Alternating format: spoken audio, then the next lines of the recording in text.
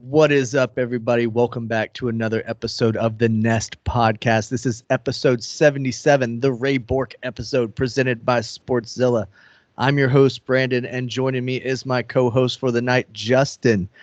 And Justin, I was coming into this episode thinking not too much of sports is really happening. Football's got the week off essentially because of the Pro Bowl. And then all of a sudden on Sunday, the sports world was turned upside down.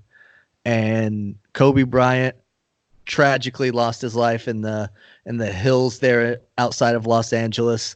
And wow, the internet has been taken back. The sports world's been taken back. Everybody is just shook by this news. What thoughts do you have about Kobe Bryant? My main thought is, even if you wasn't a Lakers fan, and more than likely if you weren't, you didn't care much for Kobe Bryant because he was probably dominating your team. But regardless of who you were a fan of, he's one of the three guys that we talk about when we have that GOAT discussion in basketball. He's one of the best basketball players to ever do it.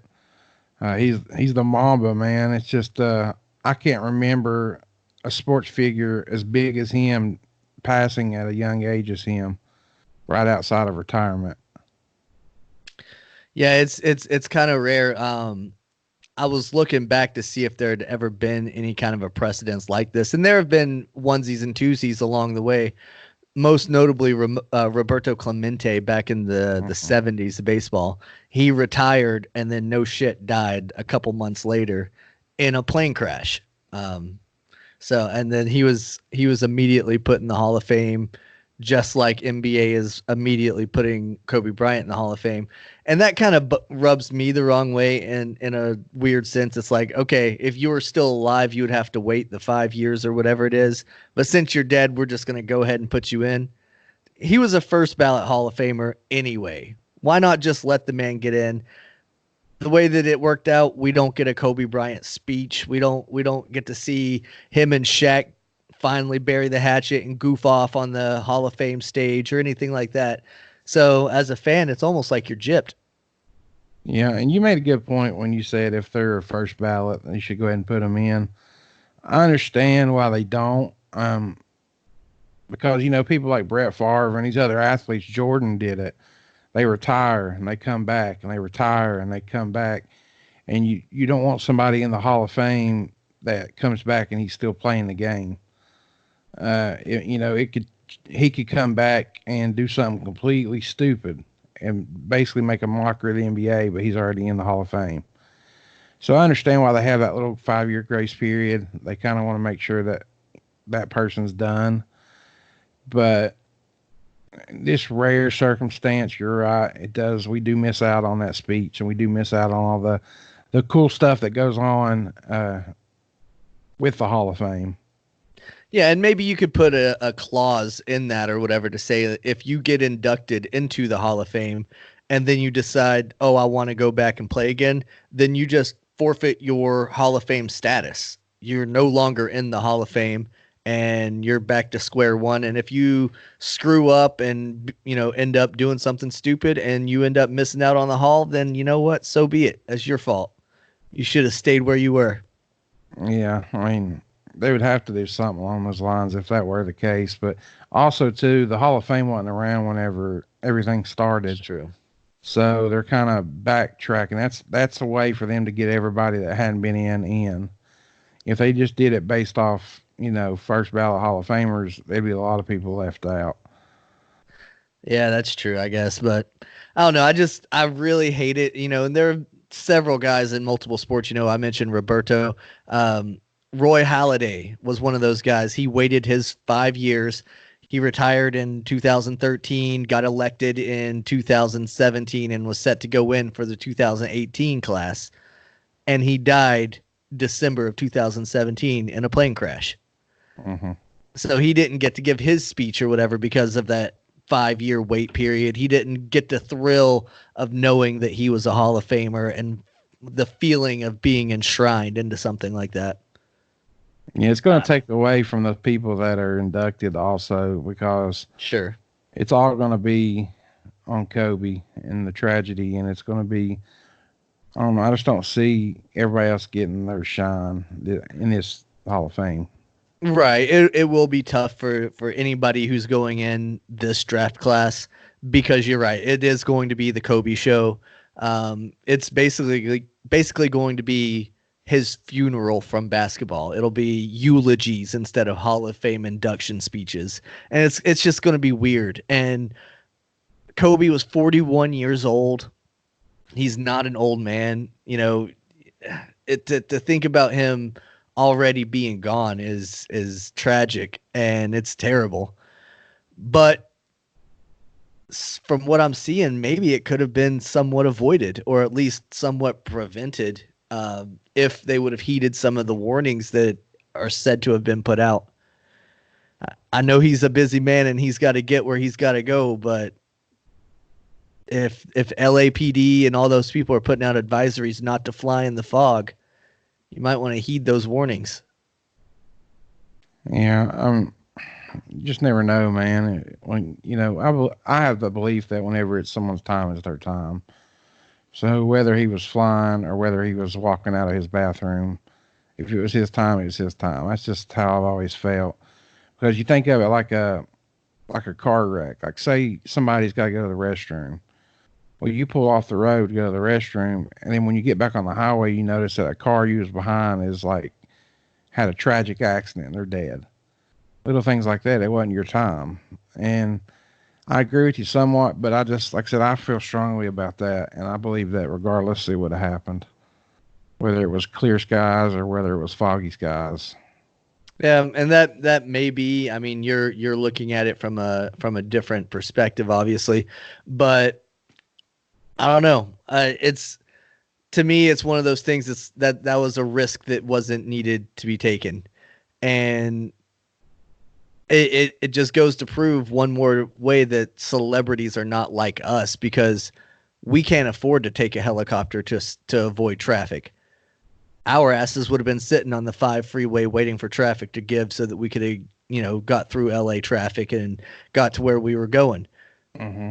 We don't have the luxury of having private helicopters and stuff. So, it is what it is. Truly a tragedy, but I don't know. And it's just weird that his helicopter was able to get a special authorization to fly, but others weren't. Other helicopters were grounded. Yeah. I'd say when you got that status, you can basically do what you want to do.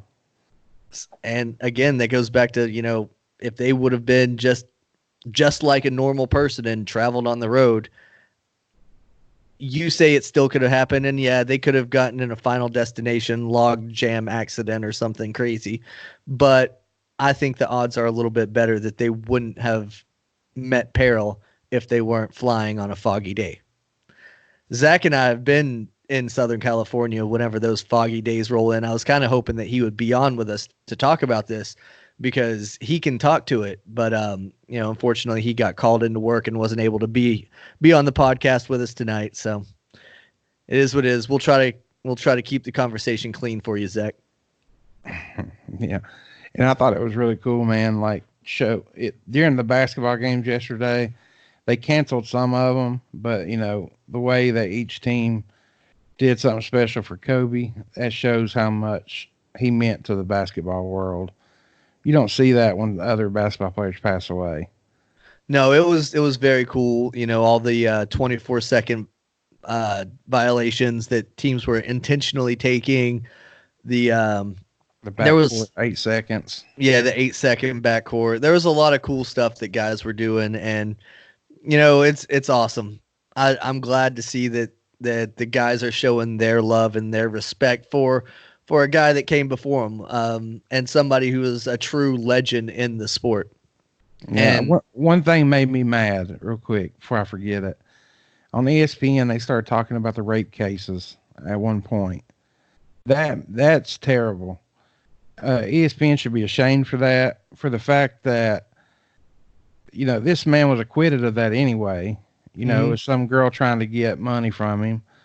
But for the fact that they would bring that up in this situation, and it's just disgusting, man. It really, really bothered me because you're not talking about just the average Joe player. You're talking about literally a legend of the game. Yeah, I agree. That's in poor taste that stuff was even brought up or mentioned, and they really should be ashamed of themselves for doing that. And I think somebody lost their job over it, so rightfully so. Yeah. Um, for me growing up and being a Celtics fan, I didn't really like Kobe Bryant too much Mm. when we played him. He was one of those guys that I cursed his name. I talked shit about him. I hoped that he stubbed his toe before every game and couldn't play. But that was all out of respect for the man's game. Yeah. Uh, he was incredible to watch, and I loved watching him and Paul Pierce go back and forth on the court. They had some great back and forth, and that was one of the tweets that I was really waiting for to come out because I knew they were close. And Paul came out with a pretty emotional tweet and talked about Kobe and talked about how great he was and how he brought out the best in Paul Pierce and all that stuff. And it was cool that all the guys from around the league, legends, current players, everybody was tipping the cap. Mm-hmm. Of course, we're doing the same here on the Nest. For those watching on the live stream, you see the Kobe Bryant banner in the background. That's going to be up for the entire episode. This one, our hats off to Kobe.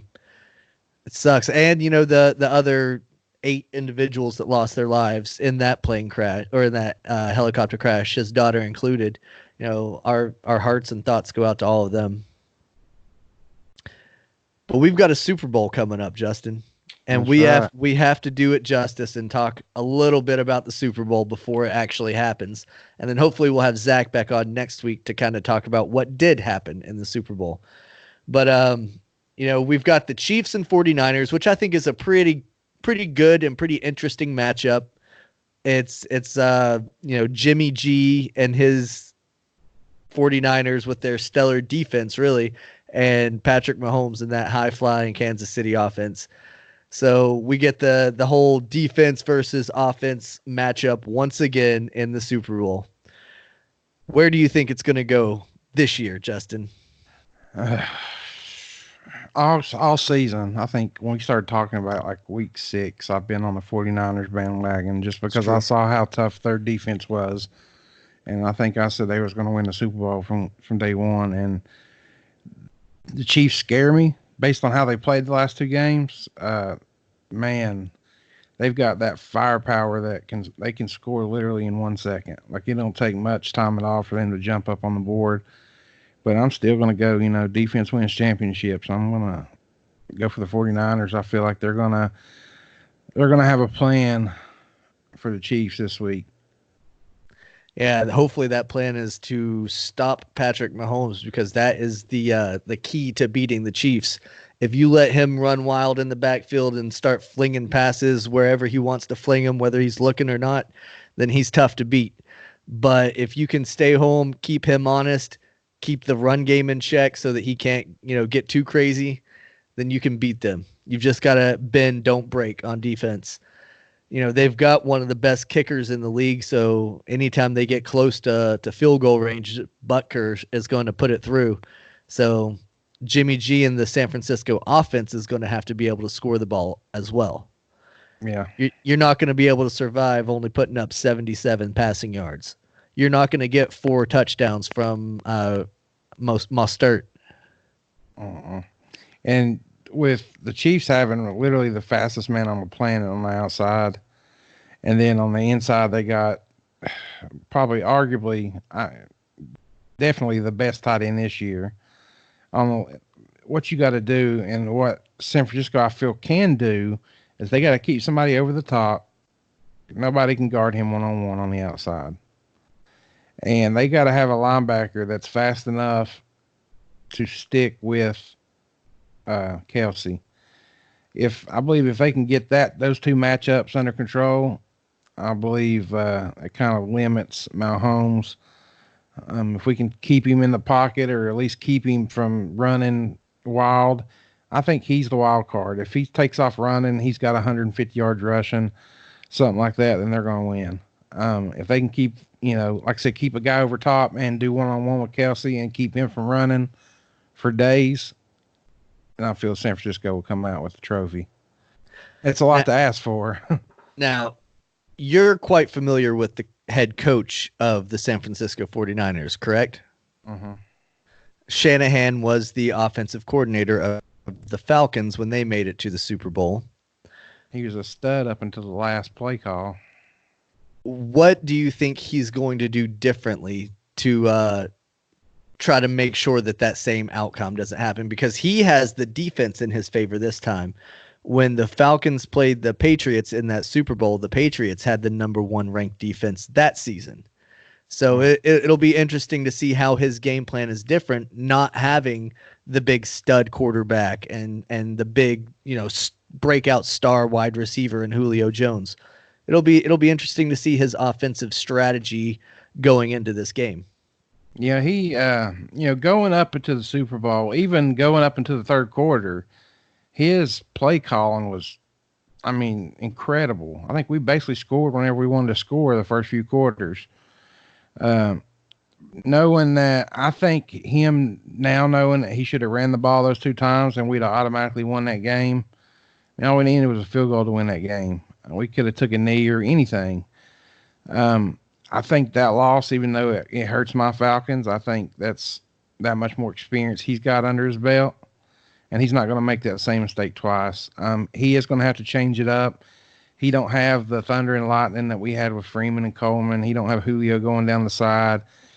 I see him doing a lot of intermediate stuff, kind of trying to get 10 yards at a time. I think when you watch this game, you're going to see one side going for it all in the Chiefs, and you're going to see kind of a chess match with the 49ers. You're going to see a lot of dump passes, a lot of maybe up the middle runs, that kind of thing. It's going to be definitely two different teams, two different game plans going in. And like I said, the 49ers have what we don't have. They have defense. So I think that could be the final answer when it comes to that game. So who do you got going here, Brandon? Who you got for the win?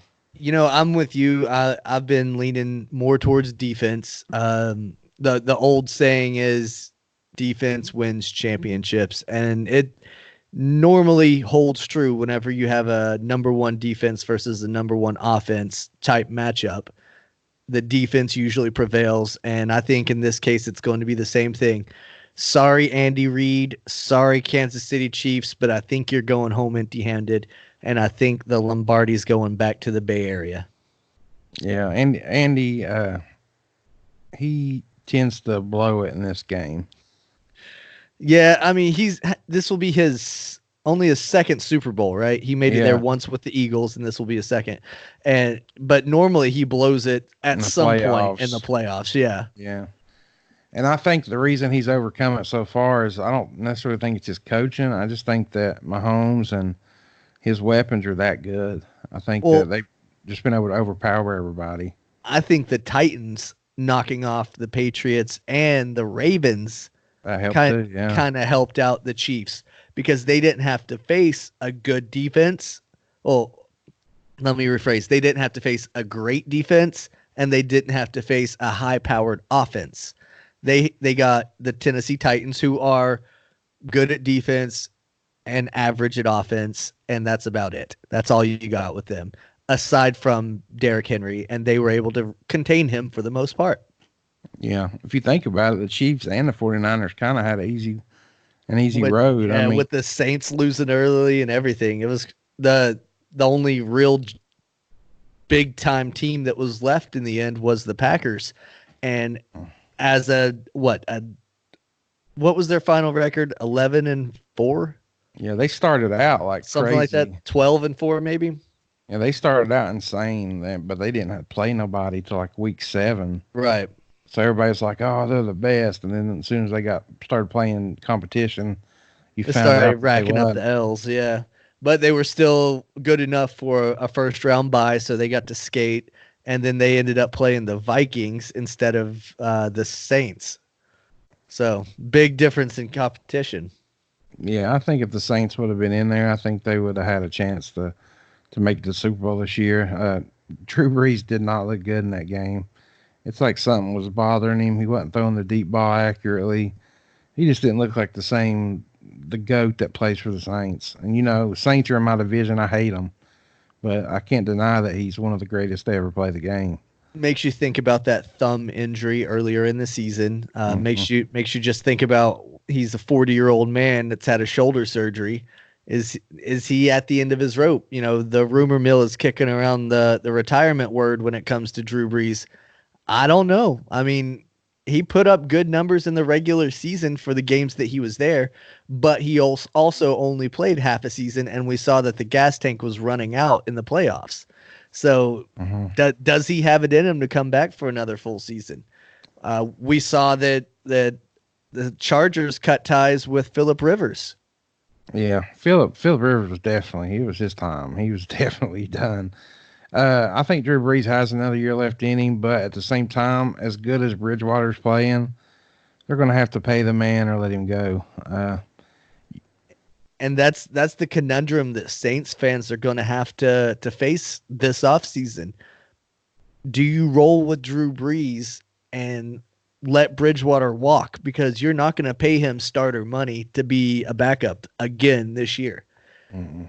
If he goes, then Taysom Hill is your backup quarterback. Do you trust him enough at quarterback to take over if something happens to Brees?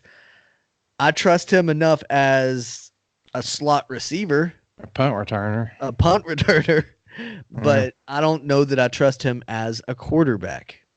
I love the guy. He does everything. He's a wild man, but I've seen him throw maybe 10 passes his whole career. I've seen him run the football twice as much as I've seen him throw it. I don't know. It's just dangerous, especially when Bridgewater he was dominant, man. It wasn't even like he played okay enough to win. He was dominant when he played this year. Yeah, he was. He was the top 5 quarterback in the league this year, the games that he got to play. The only thing that I wonder about Hill is if they're able to run some sort of Baltimore Ravens style offense with him where, you never know if he's going to run or pass. But then you got that risk. He's not as athletic as That's true. as Mahomes, and I'd say if they did do that, he wouldn't make it through 2 games. If you'll see him run a punt, he does like one thing a game and he's done. Yeah, that they don't really utilize him too much, but that might also be, just Sean Payton not wanting to play all of his cards at once. He's a pretty smart coach and doesn't like to tip his hand. Yeah, he's great, but him and Drew Brees are like best friends. I mean, I know for a fact they go on vacation together because my cousin Katie actually went to Daytona with Jason. Who's that singer that used to sing country? Jessica Simpson. Yeah, Jessica Simpson. And whoever she was dating, he went with Sean Payton and with Drew Brees. My cousin Katie got to go on the beach with all these people. Wasn't she dating Romo for a while? Yeah, Romo's who went with Jessica. So my cousin Katie sent me a message, and she's like, "Guess who I'm on the beach with?" She started naming all these names, and I was like, "Oh my God, you're kidding me!" And I was like, "Give me an autograph." She's like, "No." She's like, "I'm not doing that." Why not? Well, because she, like Sean, of course, was Jason's brother, and I don't blame her. She wanted at the time to just hang out with them and be cordial, and nobody wants to go on vacation and have somebody, aggravating them for an autograph or this and that. But, like I said, Sean Payton and Drew Brees were always together. Every time I ever heard of them, they were together. It would have to be Drew's decision because he's not just going to make Drew Brees leave. It would take something major. Well, I mean, it could also not be from Sean Payton. It could come from the front office and says, "Hey, we're not going to pay you." But I don't see that happening either. Much like Tom Brady in New England, Robert Kraft loves him. You're not going anywhere unless you want to, unless Tom Brady wants to, unless Drew Brees wants to. And I see Tom Brady going somewhere before Drew Brees going somewhere. Yeah, I do too. I don't see Tom Brady going either, but if I had to choose one of the two, I would see him going before Brees. Yeah. This past week, we also got to see the newest members of the Major League Baseball Hall of Fame. Did you catch any of those inductees? I've heard a lot about hating on Jeter. Hating on Jeter. How so? Well, that's just what Zach keeps posting. So I was assuming that it has something to do with Jeter. Well, for me, I don't really hate on Jeter. I hate on the Yankees fans that are crying that Jeter didn't get 100% of the vote because he's still a first ballot Hall of Famer with like 99% of the vote. Boo hoo, he didn't get one vote out of 300 and something people. And that guy has a Red Sox hat on. I don't know if he does or not, and I don't know what his reason was for not voting for Jeter. Yeah, it could be any number of things. I don't care, but for Yankees fans to cry about it is pretty pathetic because he's still a first ballot Hall of Famer. He's still in the Hall of Fame. And yeah, for that don't make no sense. and for you to say that he's 100%er kind of shortchanges Mariano Rivera being 100%er because he is hands down the greatest closer in baseball history. Yeah, he was a machine. Yeah, like he could tell you what pitch he was going to throw, and your ass still wouldn't hit it because he was that good with it. Jeter, as great as he was by the numbers, he was just a really good shortstop. Would you consider Francisco Lindor of the Indians a 100% Hall of Fame guy? No. To this point in his career, he has better numbers than Jeter. Yeah, it's He has more home runs, more hits, more RBIs, more stolen bases. The only thing Jeter has more than Lindor on is runs. And that just rings. Yeah, he has postseason accolades, but he has more runs. He scored more runs. And that's just a product of being on a better team, having guys that are driving you in when you do get on base. Lindor's been on the shit show Indians and hasn't had anybody that can really drive him home. Yeah, it seems like in baseball, there's a lot of that. There's a lot of what team you're on because you can get on base, but you're not going to steal every base. You're not going to hit a home run every time. You got to count on your teammates to help you get those stats. So yeah, I agree with that. I'm gonna have to ask my buddy Hodge. He's a diehard Yankees fan. I gotta get him on here with you two going at it one day. I'm gonna see what he thinks about it. I haven't heard him post anything, so I don't think he's on that, that end of them whining about it. But and don't get me wrong, Jeter deserves to be a Hall of Famer. That's not my gripe at all.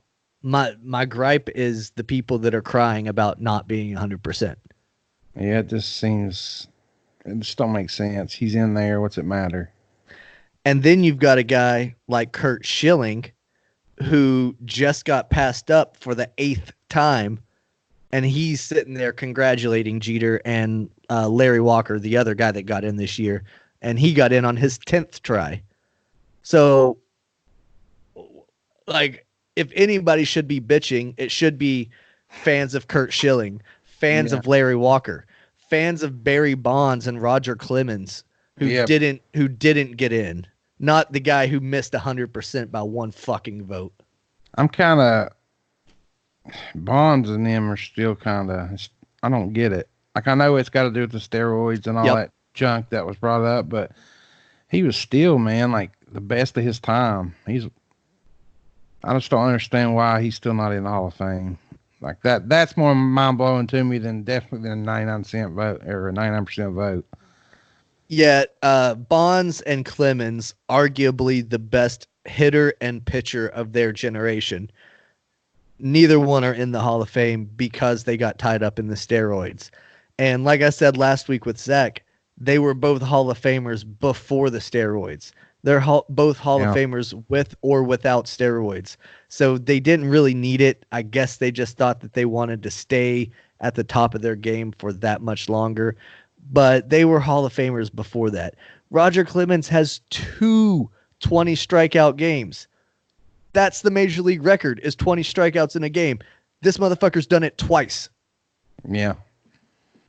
Roger Clemens, you grew up hearing about. I mean, that's a guy that we grew up. Like I said, these are all guys that we grew up on. Mm-hmm. I don't think Jeter could hold the jockstrap to him, to be honest with you. That's just my opinion. I know he was great and he deserved to be on the Hall of Fame, but would I put him in front of either one of those guys? I personally wouldn't. Well, and get this. There are two men in Major League Baseball history that have 3,000 plus strikeouts that are not in the Hall of Fame. One of them's Roger Clemens, and we talked about his steroids and all that stuff. That's what's keeping him out. The other's Kurt Schilling. Kurt Kurt Schilling's Sch- a beast. He's been passed over 8 times, and he has 3,000 plus strikeouts, over 200 wins in his career. Oh, by the way, he's also a 3-time World Series champion, World Series MVP. I think he's got a Cy Young or two. You know, this dude was the real deal, but he's not in the Hall of Fame because he can't shut the fuck up about politics. Yeah, politics will get you before steroids will. But how can something that you say into a microphone after you're retired have any merit or hold anything to keeping you out of the Baseball Hall of Fame as a player? It shouldn't. But It's the same thing with Pete Rose. His gambling, it should not keep him out of the Hall of Fame because he gambled as a manager on his team to win.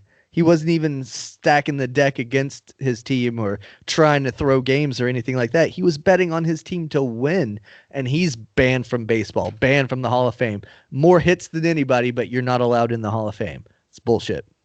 Yeah, it's crazy. And it comes down, like I said, politics and all that other stuff shouldn't matter, but it comes down to a human vote.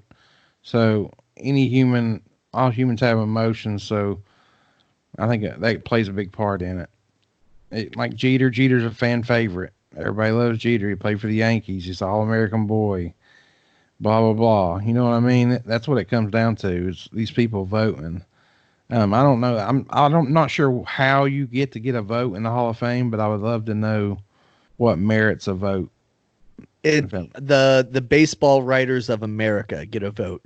So it's basically a group of journalists, most of which have never played professional baseball or anything like that. They've just covered it for a living. They see, of course, they were going to take somebody like Jeter here because that's their All-American boy. That's who they write about.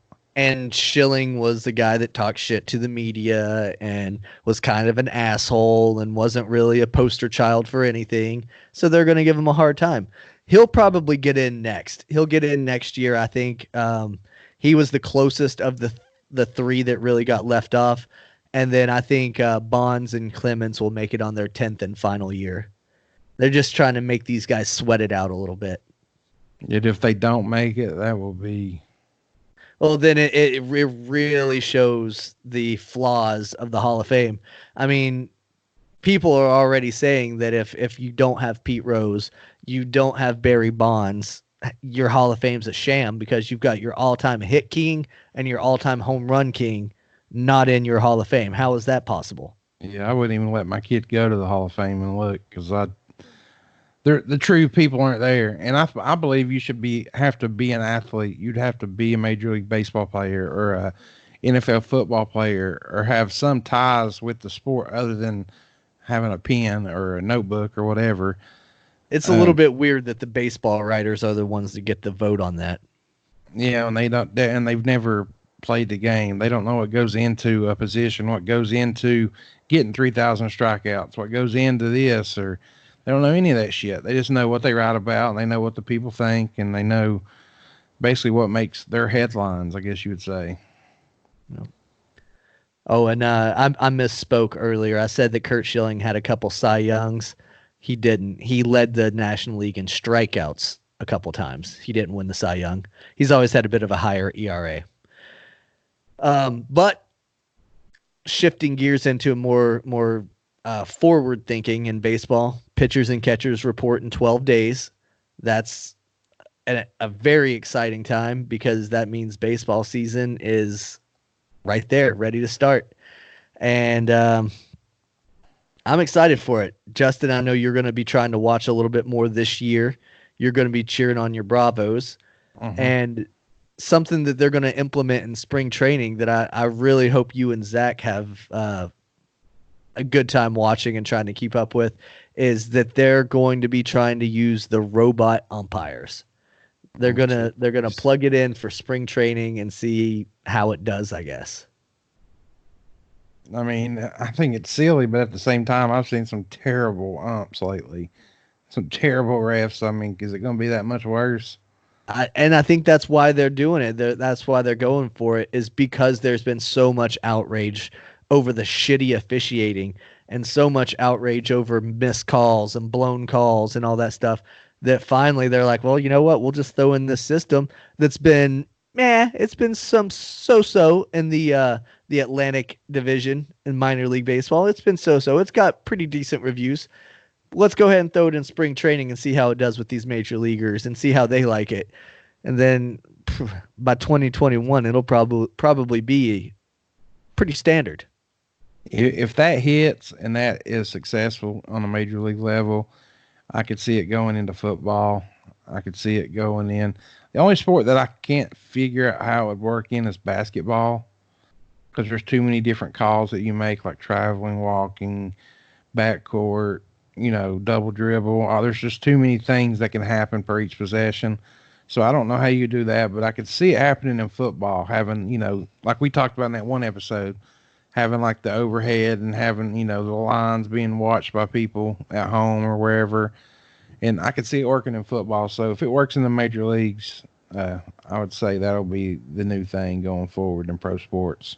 Yeah, and I know they could put sensors on the sidelines and stuff like that, so that as soon as you step on it, it triggers, kind of like the bowling alley technology. I keep going back to that one because it's been in place forever in bowling alleys. Mm-hmm. You step over that line, a buzzer goes off, it lets you know you cheated. You're out of bounds.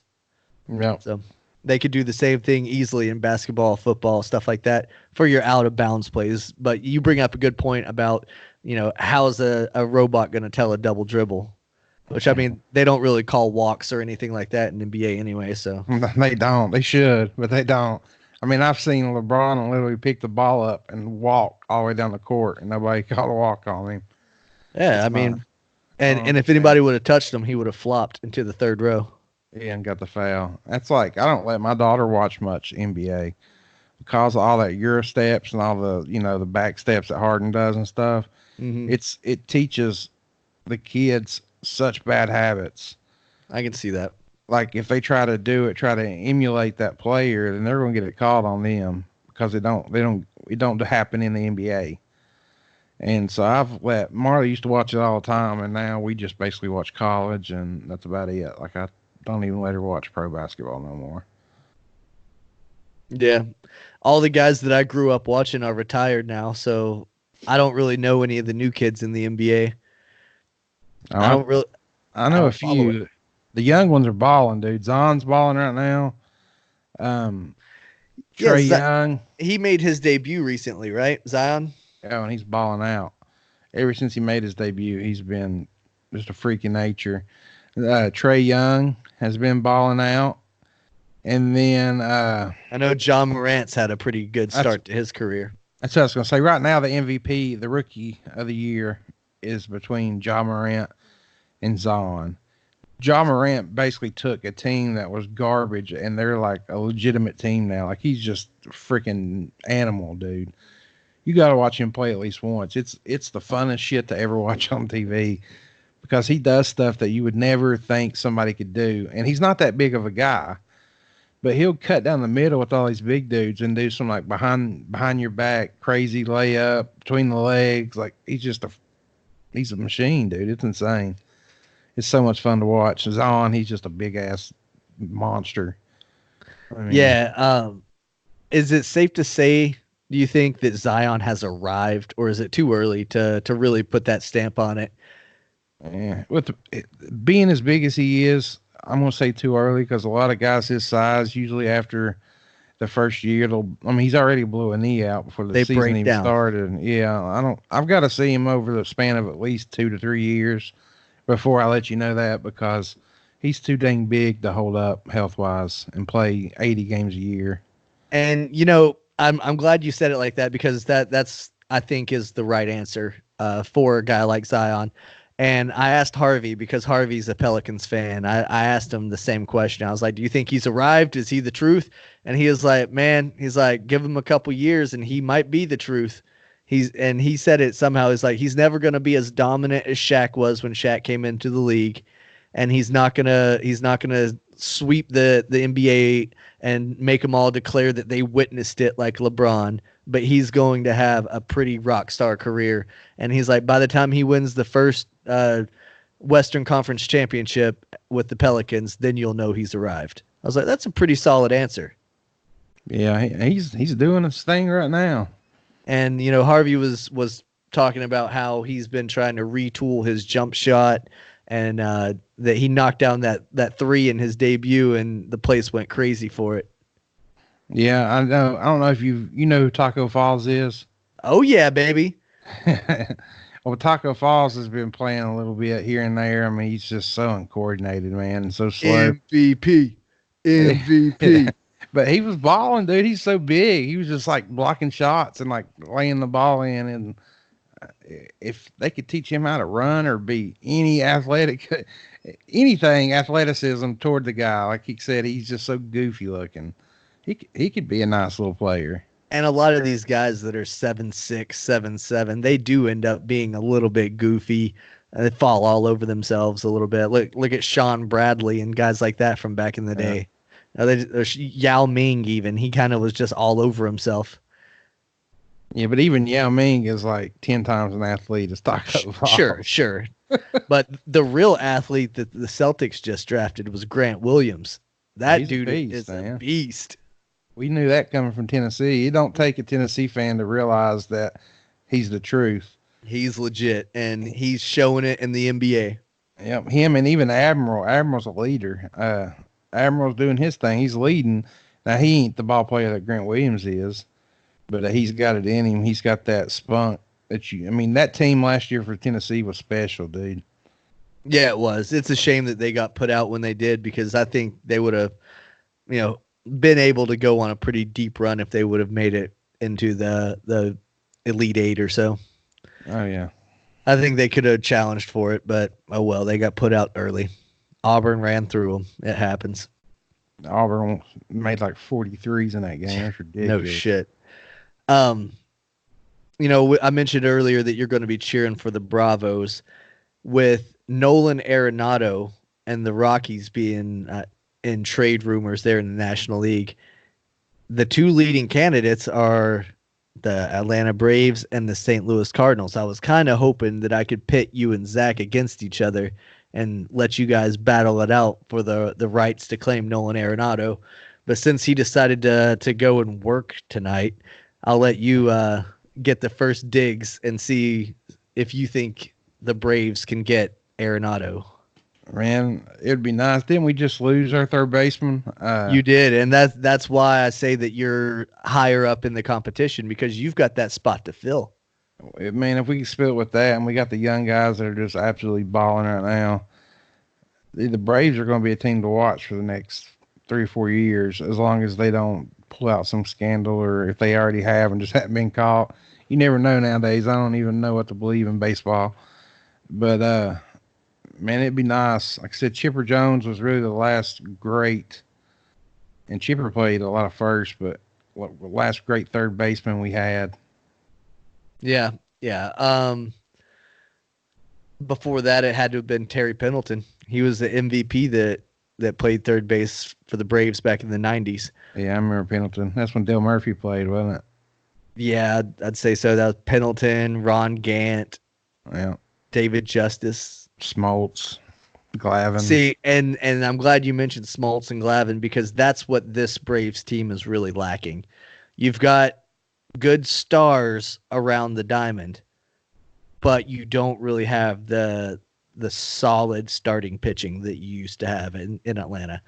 Mm-hmm. So that's what's really going to need to develop, or that's where the Braves really need to make a splash, is in the starting pitching. Adding a Gold Glove third baseman definitely wouldn't hurt, but I don't think you have all the pieces until you get the arms. Yeah, but with the loss they just took, I can see them going after him before they get any more arms in. But, that's what the Braves were. The Braves were known for their pitching for so many years. Yep. And now they're known for their hitting and their fielding. Like it's just a complete turnaround from the old teams. I feel they'll get back to where they need to be. Like I said, we got a bunch of young guys, and was it Albies that we ain't paying hardly anything right now? Yeah, but I mean, he's on his rookie contract. It's Acuna that you locked Acuna, up on the yeah. big deal. But they're on their rookie contracts anyway. You just bought out their arbitration years. Yeah, I mean, but when you consider like people like Trout and all these other players, we're paying pennies on the dollar for these Oh, guys. for sure. Yeah, like Mookie Betts is on his last year of arbitration, and he's getting 27 mil this year. Yeah. See, so I think we got enough cap space. We got enough room to get some good pitchers and get the third baseman that we want. Yeah, what the Braves did with extending him or offering him that contract so early was a brilliant move because you've got a perennial all-star and you're paying him chump change like you said. And you will pay him chump change for the duration of his rookie deal basically. And then he's going to go off and make his big bucks wherever. But you won't have to worry about that cuz you'll already be done with him after 8 years. Yeah. Unless he's a Atlanta fixture forever. I don't know. The Braves tend to do that. They tend to get these guys who are just, like you said, they're just a part of the Braves. That's the old school baseball mentality. Now these guys want to go off and get money. They want to go to wherever they're going to get the biggest paycheck, and the Braves aren't known for handing out big paychecks. Nah, I mean I can't blame them. If I'm playing baseball, I'm going for the money. I mean I love my teams, but like say I'm trying to go to the Falcons, if the Saints offer me another $7-8 million a year, I'm gonna go to the Saints. Black and gold it is. Yeah, I mean you gotta go where the money's at. Just like in a job, if you get offered an extra $3 or $4 an hour to do a different job, you're gonna take it.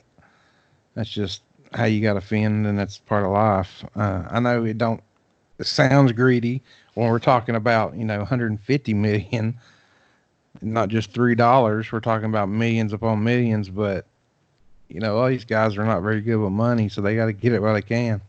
Absolutely. And they're not going to get it for long because a professional sports career doesn't last forever. But Justin, let's move into the Sportszilla post of the week and give some spotlight to the guys over at Sportszilla.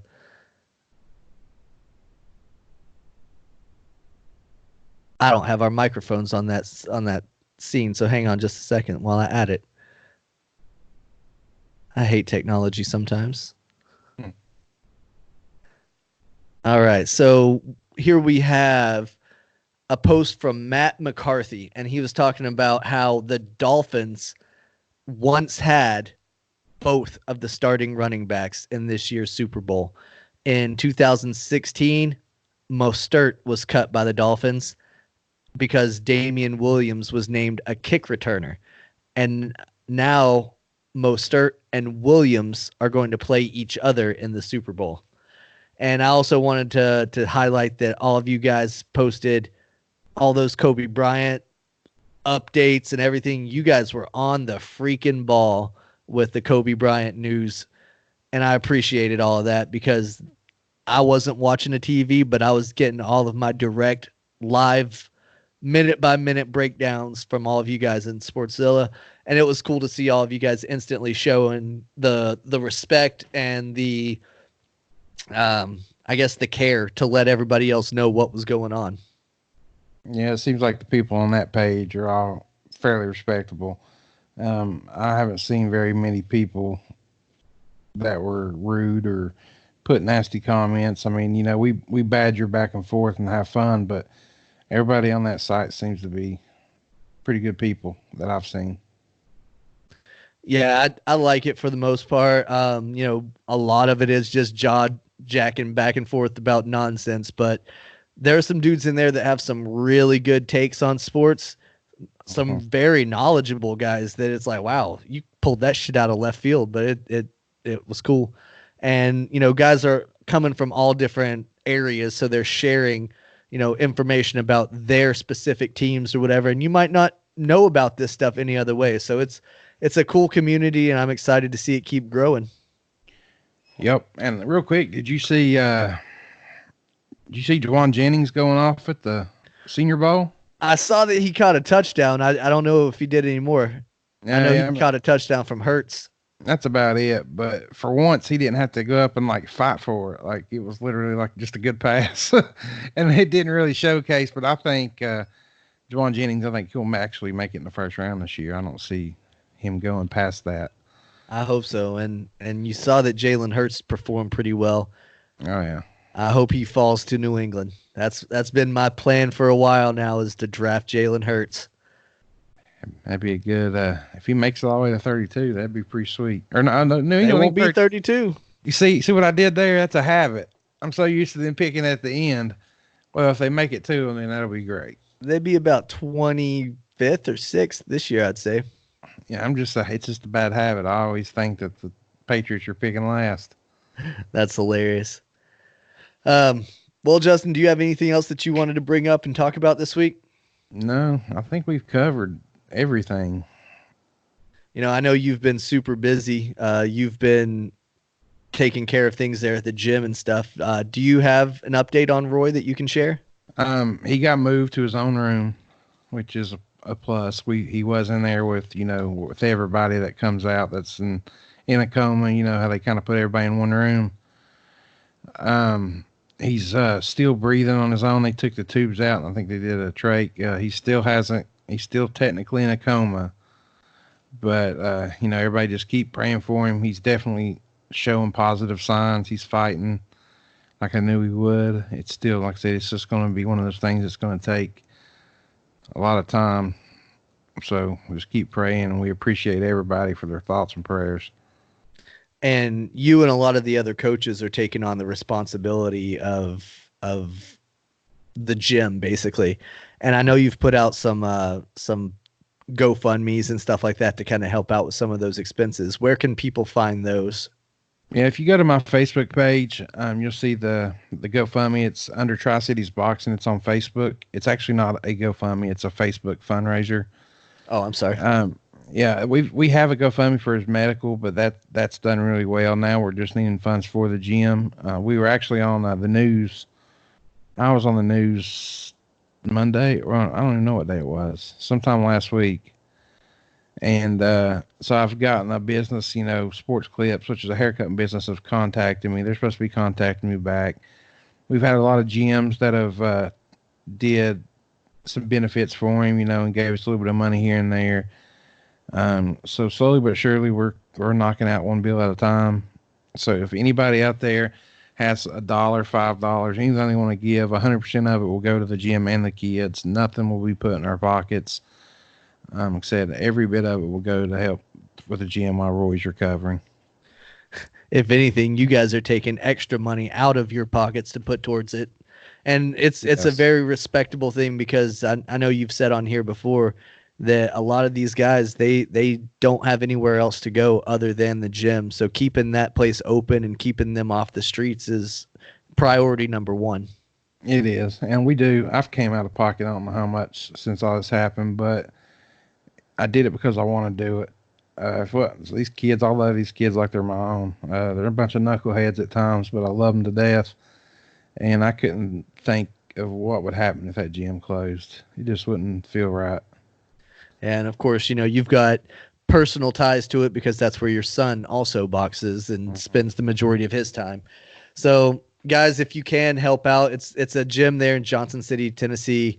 I know a lot of our listeners are local to that area and probably drive by the gym 100 times a week and don't even realize where it is. I know I never realized where it was until you took me there that one time. It's right there on the main street, right going into downtown. Yeah, if you've ever been to Mid-City Grill, you're right around the corner from where it is. Anyway, that's all that I have. Antonio Brown made more headlines this week. He's the gift that keeps on giving. But we'll get into more of him later. Next week we're going to be talking about the Super Bowl, and I'm excited to watch that game. That should be a lot of fun. Oh yeah, I can't wait.